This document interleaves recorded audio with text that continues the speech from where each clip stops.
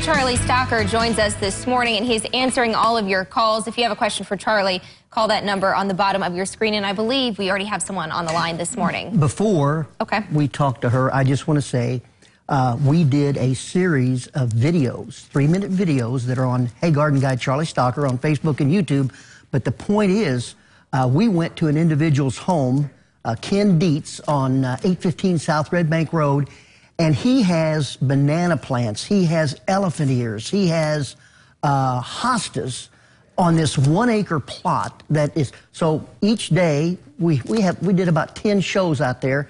You really, there's some neat plants that you can, it's just a little education thing with Hey Garden Guide Charlie Stocker. So yeah, people can go there and check that out. But yeah, we have a caller on the line already this morning. Morning, Sherry. Hi, Charlie. I'm a classmate of yours. Yeah. Live in Mount Puno. Yeah. Will pumpkins grow in sandy soil? Oh, yes. Pumpkins will grow in sand. Now, the more organic compost and the more you can build it up with, because the water runs through sandy soils pretty quick, but the organic mulch will stop that, and now is the time to plant your pumpkins, by the way. That's a good point. So, yeah. So now's the time to start planting pumpkins. Yes. We're going to plant them, right, in our straw bale gardens out back. We're going to put them just along the front, right? And we're going to get some flowers out there, too, I think. Awesome. I'm looking forward to that. Deborah is on the line now this morning. Morning, Deborah. Good morning. Good morning. I have got some tomato plants. It has been raining really bad. Yeah. And now the plants have wilted on the top. Will they come out of it?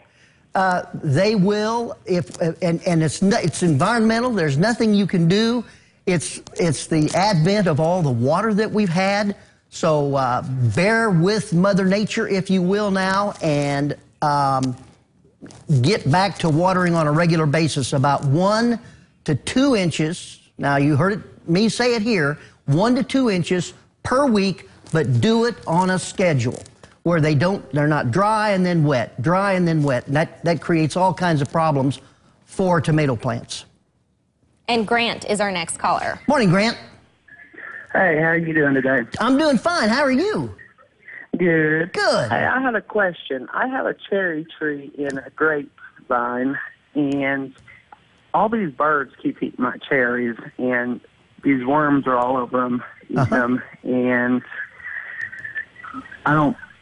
I need something to get them to quit tearing up my plants. Okay. So you have worms in the cherries. Do you still have cherries? It's a sour cherry then, right?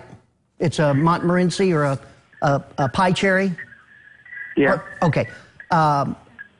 You can spray.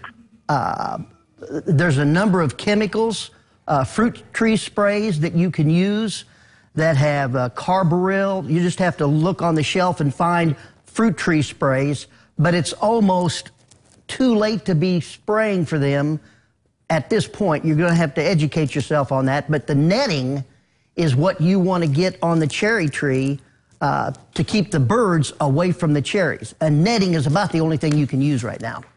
Leanne is our next caller this morning. Morning, Leanne. Good morning, Charlie. Good morning. We've just done some extensive landscaping, and we put in several new trees and several new flowers and plants. And where we're located, apparently the deer like to come through here at night, and we've lost a lot of things. So do you have an idea of maybe something we can sprinkle on the trees or anything that we can do not to hurt the deer and not to hurt the plants? There is a deer repellent, Deer Away. It's called Deer Away. And just about all of this, the active ingredient are rotten eggs, is the sulfur and the rotten eggs and the smell. But you put it on the perimeter, and you do it on a regular basis. You sprinkle it around to keep it away from the trees. You may have a large boundary, and you have to use a little bit more, but if you do it on a regular basis, it is effective. What I've done is, and people say, well, this has worked and this hasn't worked, is Irish Spring soap. We put it on about 2-foot height posts, and we'll drill a hole through the Irish Spring, only Irish Spring, and the weather will just eventually it'll become nothing. But in that interim, it keeps deer away, and it's effective. So those are two things that you can do. All right. Well, thanks so much, Charlie, for being here today, and we hope you enjoy your I think I'm going to weekend. go adopt a cat.